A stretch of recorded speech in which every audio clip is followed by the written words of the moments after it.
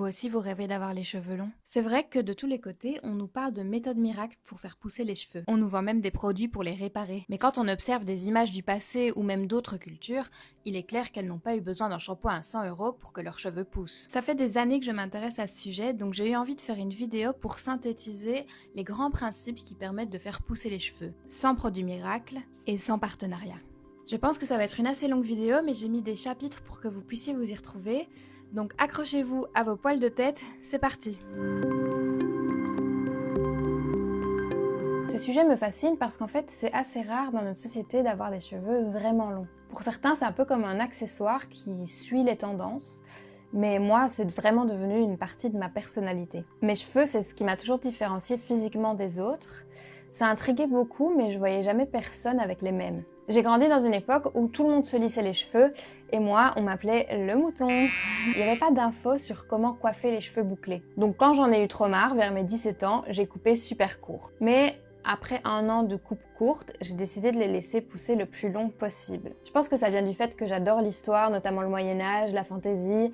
C'est un peu mon esthétique, disons. Du coup, je voulais voir jusqu'où ça pouvait pousser naturellement. Et c'est justement à ce moment-là que le YouTube beauté a un peu explosé et qu'on a pu enfin voir des créateurs et des créatrices un peu différents. Et j'ai pu enfin comprendre comment me coiffer les cheveux et comment en prendre soin. Pendant quelques années, la pousse des cheveux était vraiment une obsession pour moi. J'ai donc épluché tout Internet et je pense vraiment pouvoir vous donner des bons conseils pour vous aider à faire pousser vos cheveux. Au final, la pousse des cheveux tourne autour de deux grands principes simples et ça sert à rien d'aller chercher trop loin des méthodes ou des recettes miracles.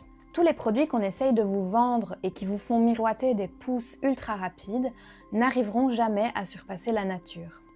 Nos cheveux poussent environ d'1,5 cm par mois et même si ça peut varier selon la génétique, c'est quasiment impossible de dépasser notre propre maximum. Par contre, ça peut être influencé par la santé, le stress ou l'alimentation par exemple.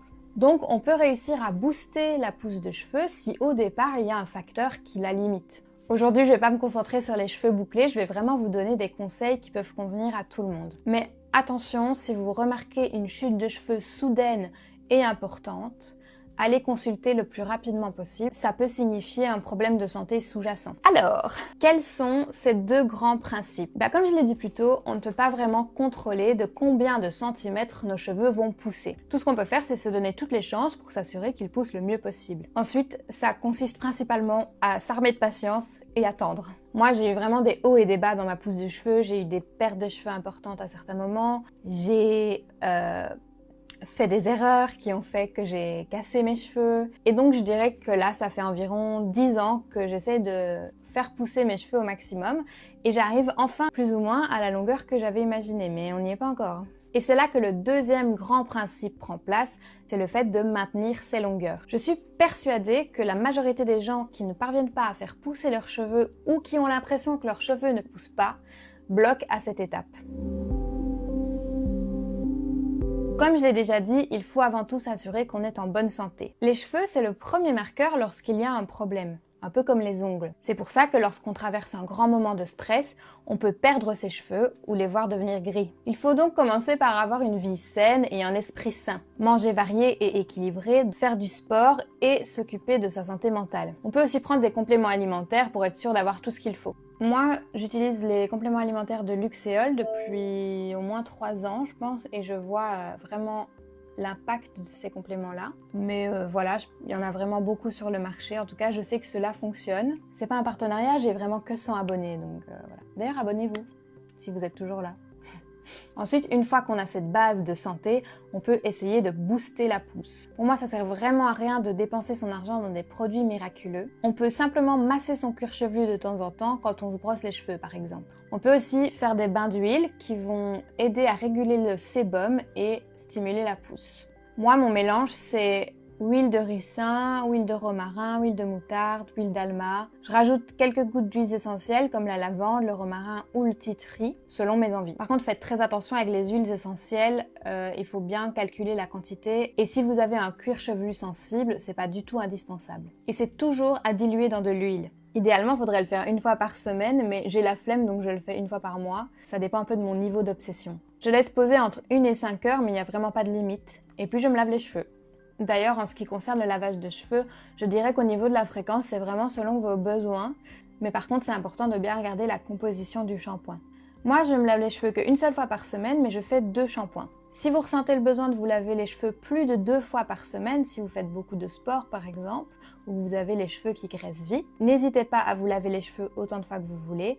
Par contre, je dirais qu'il vaudrait mieux faire un seul shampoing et s'assurer d'avoir vraiment un shampoing très doux pour votre cuir chevelu. On peut trouver pas mal de choses avec des assez bonnes compositions dans les magasins, mais il faut surtout éviter les sulfates très agressifs, les silicones et le phénoxyéthanol. Moi, j'utilise l'application Inky pour analyser les compositions. C'est bien mieux que Yuka. Il n'y a vraiment pas besoin de se ruiner pour un shampoing puisque son but principal, c'est de nettoyer. Il va rester quelques secondes sur votre cuir chevelu. Donc tous les shampoings qui prétendent avoir des ingrédients exotiques, des vertus extraordinaires, c'est du bullshit parce que vous ne laissez pas vraiment poser le shampoing pour profiter de ses bienfaits. Et de toute façon, ça se voit très bien dans la composition que ça n'aura aucun impact. Le dernier point important en ce qui concerne la pousse, c'est le brossage. Je crois que s'il faut investir dans quelque chose, c'est vraiment une bonne brosse. Pas besoin d'aller dans les centaines d'euros, mais je dirais que en général, les miennes coûtent environ 15-20 euros. Il faut que ce soit une brosse qui convienne à votre type de cheveux et que ça vous arrache pas les cheveux à chaque fois que vous les brossez. Selon votre type de cheveux, vous allez brosser plus ou moins souvent. Moi, je les brosse une seule fois par semaine puisque je veux conserver mes boucles, mais il faut bien se dire que plus on se brosse, plus on risque d'arracher les cheveux.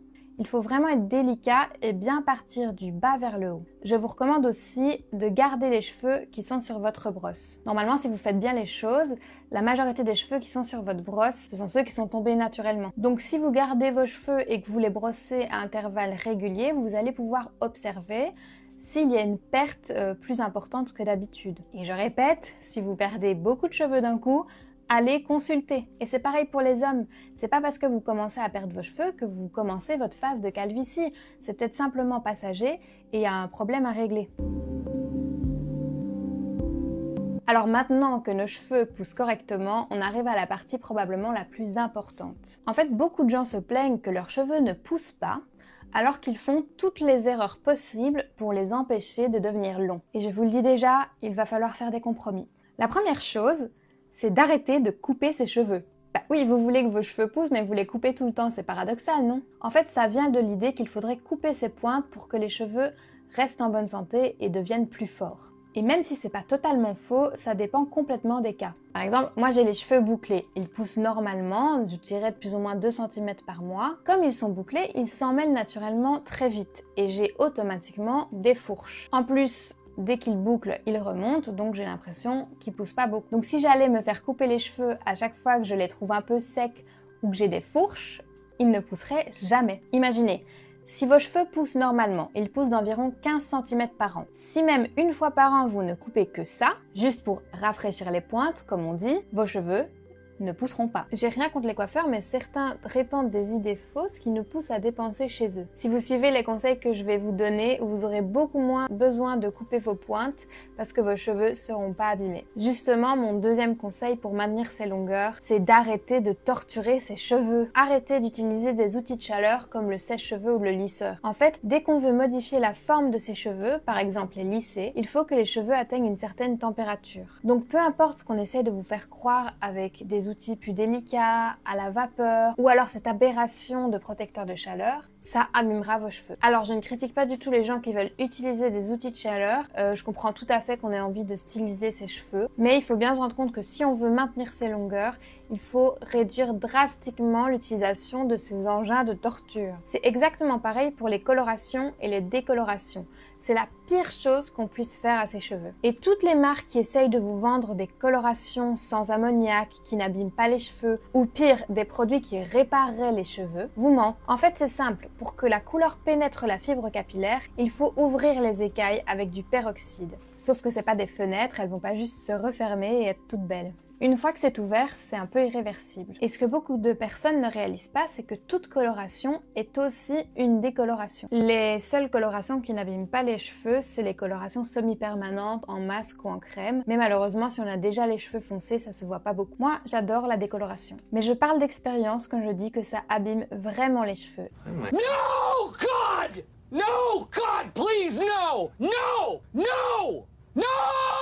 Et si vous avez des cheveux texturés, ça va changer la texture de vos cheveux. Je suis vraiment atteinte de la pulsion de la décoloration, donc ce que je fais, c'est que je fais des compromis. Par exemple, je vais juste faire quelques mèches ou un balayage très léger, voilà, en ayant totalement conscience que ces mèches-là, elles sont abîmées, quoi. Elles sont mortes là. Et si un professionnel du cheveu essaye de vous faire croire que vos cheveux vont être protégés ou vont être en meilleure santé grâce à une coloration, fouillez, c'est un mensonge. C'est pareil pour tout ce qui est lissage brésilien, défrisage et permanente. En fait, tout ce qui va à l'encontre de votre nature de cheveux les abîme. Et je pense qu'il faut qu'on commence à accepter que c'est tout à fait ok de ne pas avoir des cheveux parfaitement bouclés ou lisses, ou brillants ou uniformes. On peut avoir des cheveux imparfaits, des cheveux très fins, très peu de cheveux, des cheveux gras, des cheveux secs. Ça ne va pas à l'encontre de la beauté.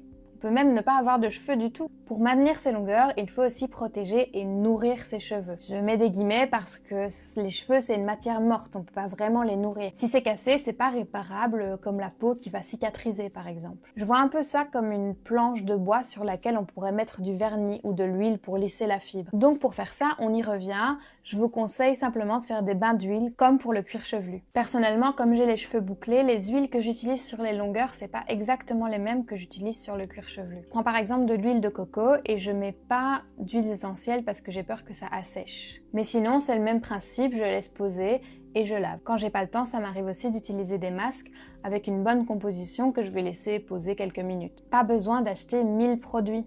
Un masque peut être utilisé comme après-shampoing et comme leave-in. C'est littéralement la même chose. C'est juste la quantité et l'utilisation qui changent. Et à part quand vous mettez un bain d'huile, ne shampouinez pas vos longueurs. Ça risque de créer des frottements et de les abîmer. Contentez-vous de frotter votre crâne et de laisser couler le produit en rinçant. Enfin, la dernière chose à faire pour protéger ses longueurs, c'est les protéger des frottements et de la casse. Pour ça, ce qui a fait une énorme différence pour moi, c'est les bonnets en satin. Le soir, je fais une tresse puis je mets le bonnet.